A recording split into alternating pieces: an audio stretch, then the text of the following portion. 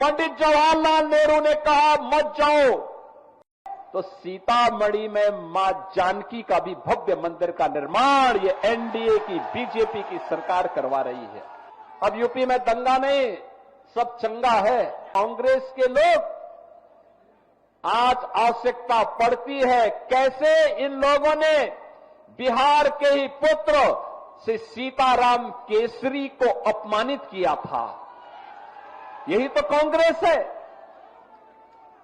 कैसे जेपी के सपनों को आरजेडी ने दूषित करने का काम किया था, किससे छुपा हुआ नहीं। बहन और भाइयों, राजेंद्र बाबू जब सोमनाथ के मंदिर के पुनरुद्धार के लिए जा रहे थे, कांग्रेस के उस समय के प्रधानमंत्री पंडित जवाहरलाल नेहरू ने कहा मत जाओ।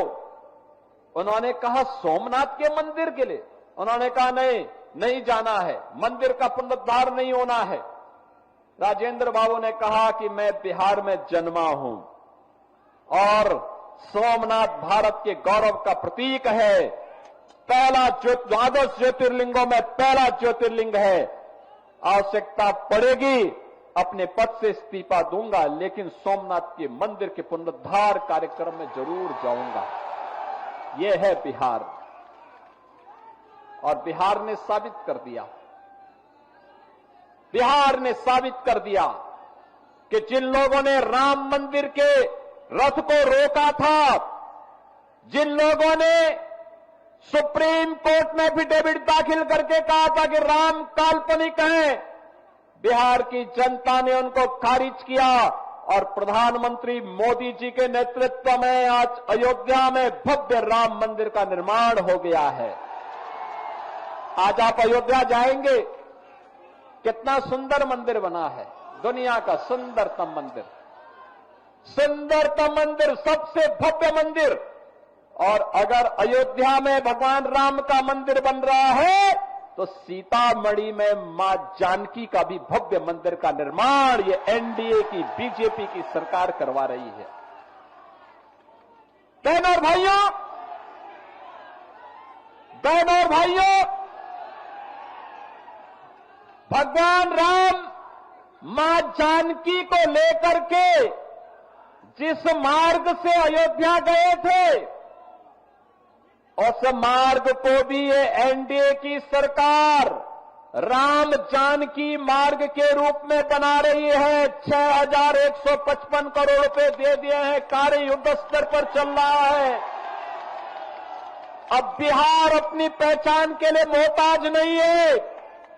अब बिहार के अंदर कनेक्टिविटी है, सड़क की कनेक्टिविटी है, रेलवे की कनेक्टिविटी है, मेट्रो की बेहतर पब्लिक ट्रांसपोर्ट की सुविधा आ रही है, एयर कनेक्टिविटी है और इनलैंड वाटरवे की सुविधा भी अब बिहार के अंदर तेजी के साथ विकसित हुई है।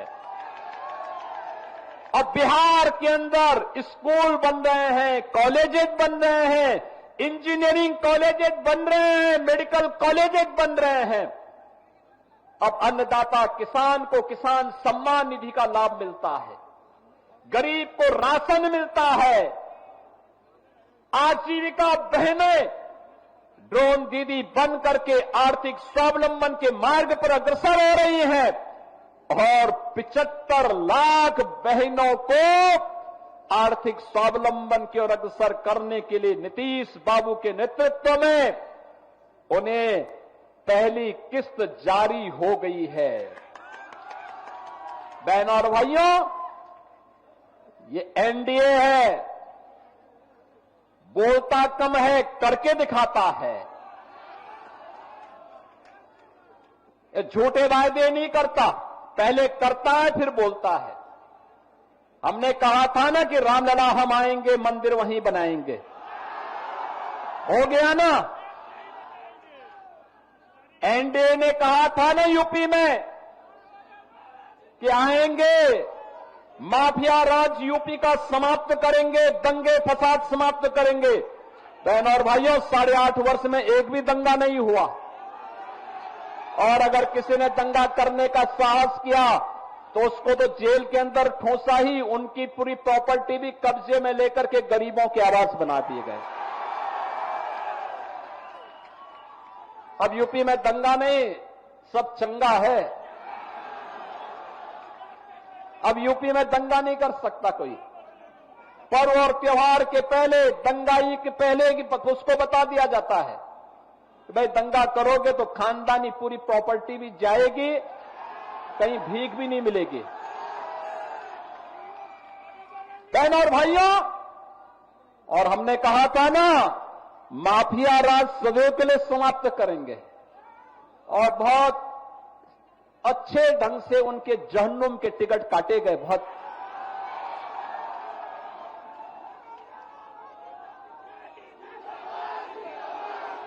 बिहार उस दिशा में आगे बढ़ रहा है। बहनों और भाइयों, एनडीए की सरकार जो बोलती है वो करके दिखाती है।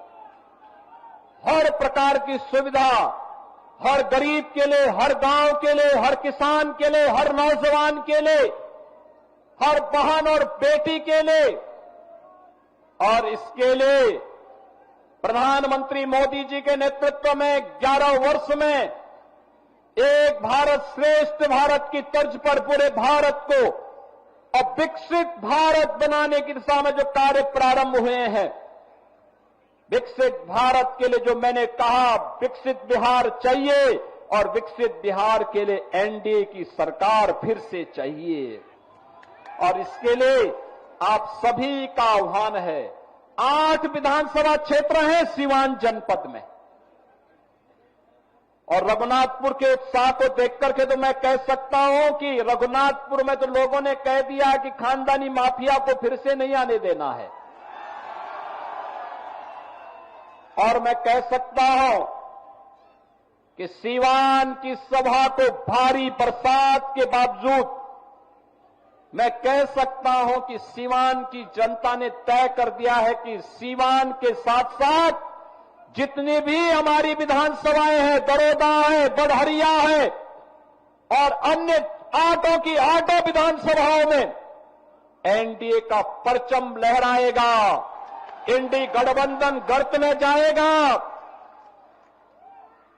इनका झूठ और फरेब अब नहीं चलने वाला है। फिर से नीतीश बाबू के नेतृत्व में, प्रधानमंत्री मोदी जी के मार्गदर्शन में बिहार के अंदर एनडीए की सरकार को हमें बनाना है और एक सुशासन की सुदृढ़ नींव पर विकसित बिहार की परिकल्पना को साकार करना है। क्या आप सहमत हैं? बिहार विकसित होना चाहिए ना? विकसित बिहार के लिए सहमत हैं? इस सड़क के इस पार के लोग क्या आप नहीं चाहते क्या? घर के ऊपर, छत के ऊपर, इधर जो नौजवान खड़े हैं पीछे, इधर भी काफी दूर तक है। विकसित बिहार चाहते हैं ना? विकसित बिहार चाहिए ना? तो विकसित बिहार के लिए एनडीए के प्रत्याशियों को जिताना पड़ेगा। एनडीए के प्रत्याशी बीजेपी के हो, जेडीयू के हो, लोक जनशक्ति पार्टी के हो या फिर हम के हो, इन सभी में जिस भी पार्टी से दिया गया जो अधिकृत प्रत्याशी है, उसे एनडीए के द्वारा, उस पार्टी के द्वारा जो घोषित चुनाव चिन्ह है उसके अनुरूप हम विजयी बना करके भेजेंगे। तो विकसित बिहार की परिकल्पना और विकसित बिहार से फिर से भारत के स्वर्ण युग की ओर, राम राज्य की अवधारणा को साकार करने को हमें आगे बढ़ना है। इस विश्वास के साथ आप सभी के प्रति हृदय से आभार व्यक्त करते हुए, इतनी भारी बारिश के बाद आपका जो उत्साह अभिनंदनीय है, आपको मैं हृदय से धन्यवाद देते हुए वाणी को देता हूं विराम। मेरे साथ बोलेंगे जय श्री राम।